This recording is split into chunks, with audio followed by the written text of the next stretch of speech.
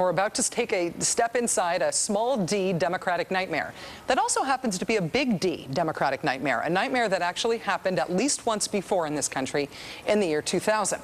Yes, I'm talking about the Florida election disaster that brought us the presidency of George W. Bush.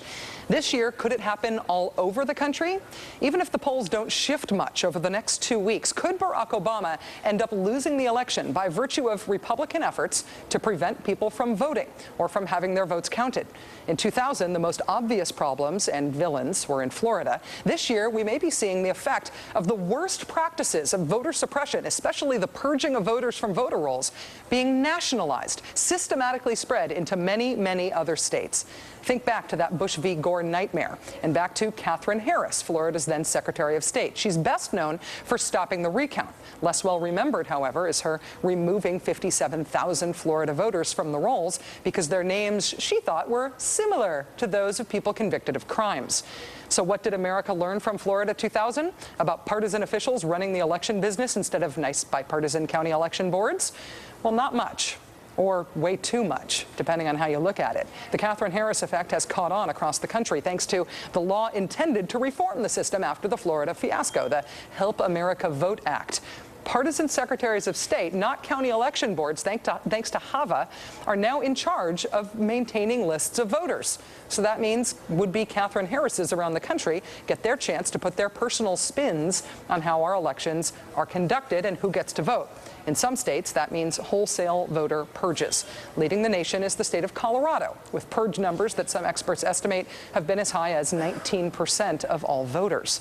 A new article in Rolling Stone says that the woman most responsible for starting Colorado's purge binge is Colorado's former Republican Secretary of State, Donetta Davidson. For all that hard work kicking people off the voter rolls in her state, she got a promotion, a big one. President Bush appointed her to a federal board formed to help fix Florida-style election shenanigans. She's now in charge of showing secretaries of state across the country just how to maintain their lists of registered voters. Fox, meet Henhouse. These troubling stories are detailed in that Rolling Stone magazine article I just referenced. It's in this week's issue. It is called Block the Vote, and it is mandatory reading for all Rachel Maddow Show viewers. Here to try to talk me down, the co-author of that article, Robert Kennedy Jr. Bobby, thanks so much for being here. Thanks for having me, Rachel. In the interest of perhaps maybe talking me down about this, do you think that this election could be stolen and at this point, can it be stopped? Well, as you pointed out, in Colorado, which is a swing state, a crucial swing state that could be won or lost by a couple of thousand votes, 20,000 voters, 19.4% of the vote, not 20,000, but almost 20% of the vote was purged by the former Secretary of State. The New York Times disclosed last week that since then, an additional 37,000 have been purged, and 6,400 new voters have been purged. So certainly those numbers are very significant. Those kind of numbers could affect an election. And what we see is that the purges disproportionately impact Democratic voters. The new voters are almost 3-to-1 Democratic in Colorado.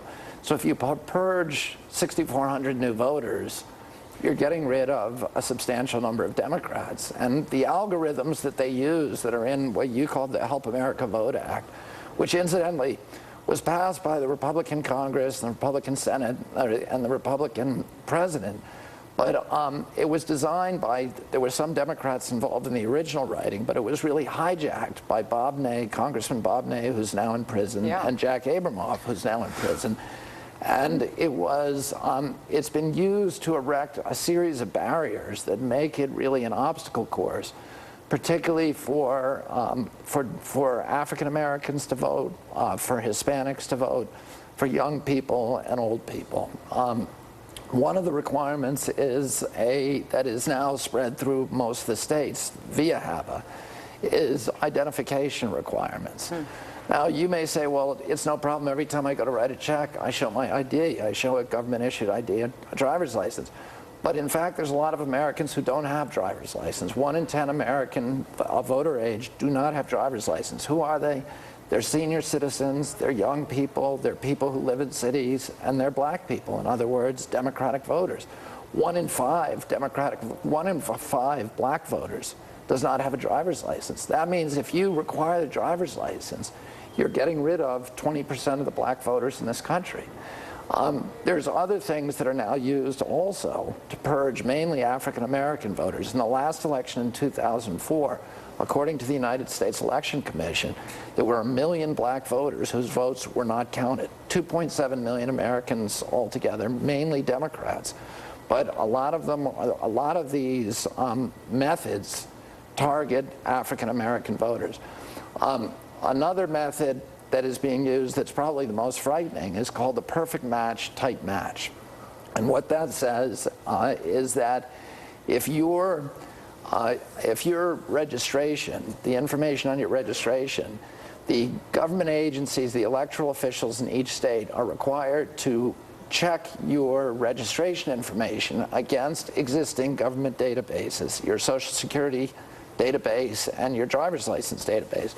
If any of the information, in some states it's a perfect match is required, in swing states like Iowa and Florida, a perfect match is required.